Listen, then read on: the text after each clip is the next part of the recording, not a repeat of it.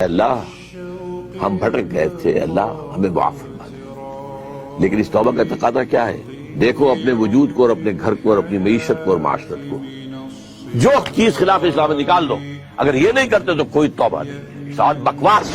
آپ توبہ کی تسبیحیں پڑھتے رہیے، استغفر اللہ ربی من کل ذنب واتوب الیہ، لیکن جو خباثت کاروبار میں ہے وہ جاری رہے گی۔ حج کرائیں گے، 2 4 6 حج کیے ہوئے ہیں، لیکن جیسے جاتے ہیں ویسے ہی واپس آتے ہیں۔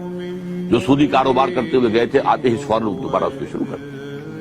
یہ توبہ نہیں، توبہ یہ ہے کہ اپنی ذات، اپنے گھر پہ تو آگے اختیار ہے نا، اگر نہیں تو ڈوب مرو۔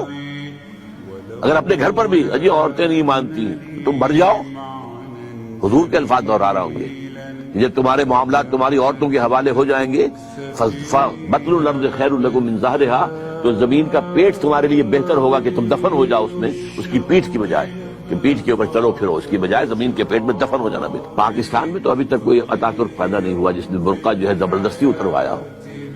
جنہوں نے اتارا خود اتارا بھائی، 4 پیسے ہو گئے تو اب عورت کا پردہ ختم ہو گیا۔ پہلے برقع اترا، چادر آئی، چادر بھی پھر اوڑھنے کی شکل میں رہ گئی، اب جو ہے قمیضیں بھی جو ہے ٹائٹ۔ اب تو جو کچھ ہے میں اس میں کیا بیان کروں آپ سے، کیا اس لیے پاکستان بنایا تھا؟